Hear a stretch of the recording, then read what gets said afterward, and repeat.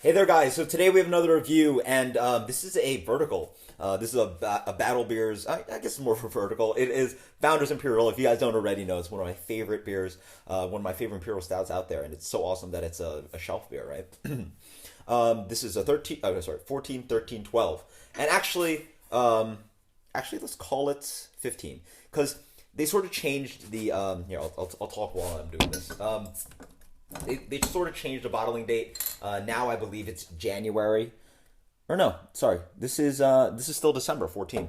But basically it's December of the year. So yeah, so it's end of the year. So it might as well be 15, I guess, but whatever. This is December 14, December 13, December of 12. And interesting thing about this, we also will be doing it blind. Sometimes I don't like the idea that in a vertical, people might, or even myself, right? Anybody will be blinded by the fact that you're drinking a certain vintage and you want a certain vintage to be better, or you're looking for certain notes specifically just because it's an older beer, or you're looking for specific notes just because it's a newer beer. That's not always the case. I think I showed that in the Bourbon County Stout review where I thought that the 14 was the old one, but somehow 13 Bourbon County is somehow brighter and more bourbony, and the 14th is more of a muddled kind of bourbon quality, which is pretty interesting.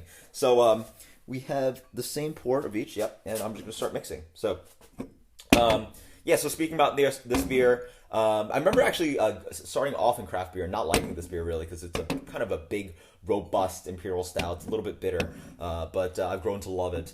And I actually do like it with age, though I've never done a vertical, so I actually don't know how much I like age on this beer.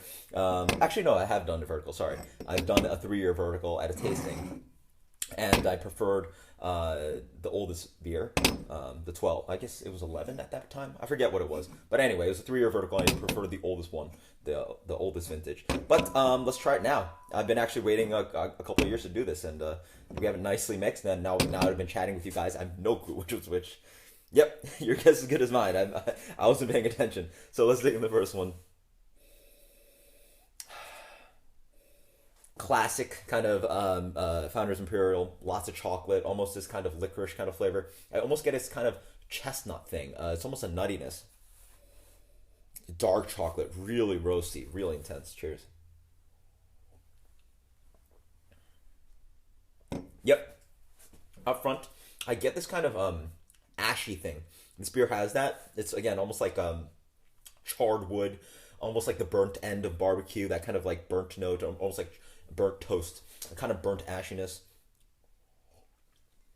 Nice kind of umami flavors, almost like again shiitake mushroom or yeah something savory.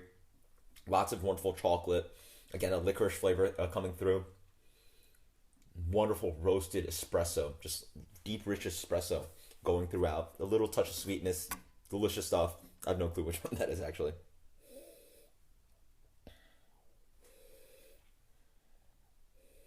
A little less aggressive on the nose. It smells like it's probably aged or something. Cheers.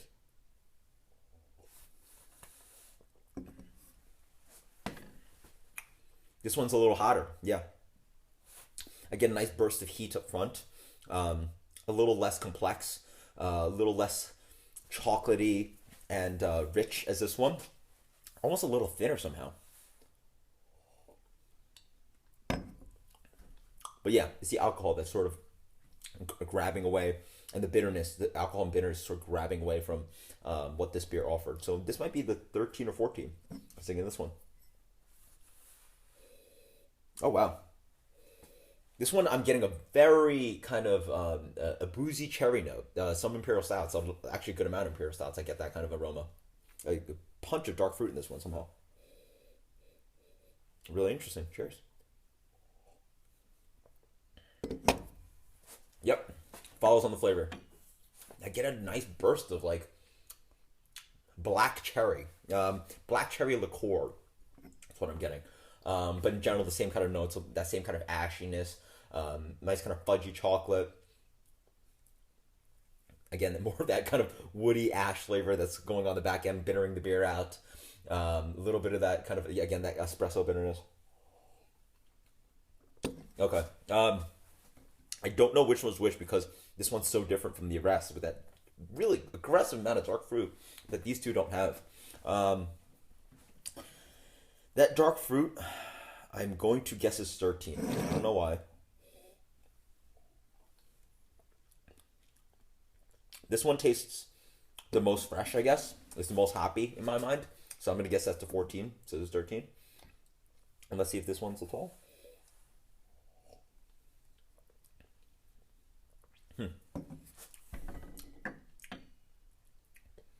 This one's the most coffee forward. Interesting. Yeah.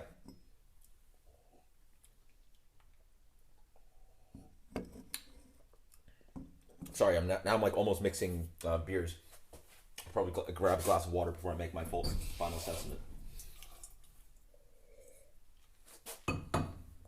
Let's go with this one first.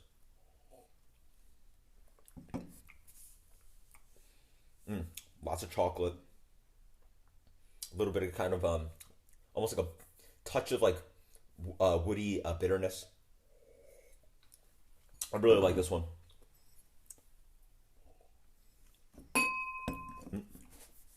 Yeah, wow. That punch of dark fruit is awesome.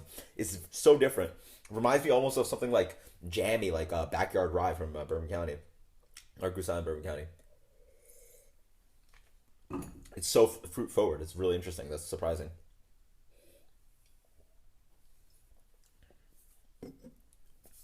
These two are probably the most similar. Though this one, I will say, I'm going to switch them. I'm going to stand by it. 14, 13, 12. These are all bad guesses. I don't think I'll get it right, but let's start with the newest one. Or what I think is the newest one. Nope, that's 13. Okay, so I thought 13 was 14. Or I thought 14 was 13. This one is, what is that? What did I write there? That's 14. Okay, so I thought 13 was 14. And then 12 is 12. All right. Well, with only 3 beers, you are bound to get some amount right. Or not bound. I could have gone right. Could I get? Yeah, I could have gone all wrong. But anyway, I only got one right. So the 12 I got right. And I switched these two. So the dark fruit one is a fresh one. Pretty interesting. Wow.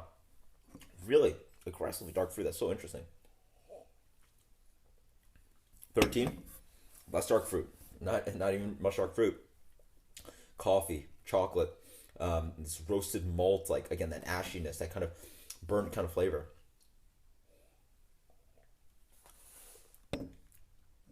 And this one's the most mellow, the most sweet, I would say.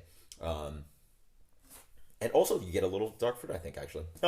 Really great stuff. Not a huge amount of variance between these three, though obviously the fresh one had that with that dark fruit was really interesting. The 12 and 13 are pretty similar in my mind. And so yeah, I highly recommend this beer. This is one of my favorite beers out there. Absolutely delicious stuff. And it's crazy that this beer is so complex, so accessible, and just one of the best Imperial Stouts out there. And people, probably let it fly under their radar. So until next time, guys, cheers later. Let me know what you think about this beer, and let me know if you've had any vintages or verticals of this beer. And until next time, guys, cheers. Later.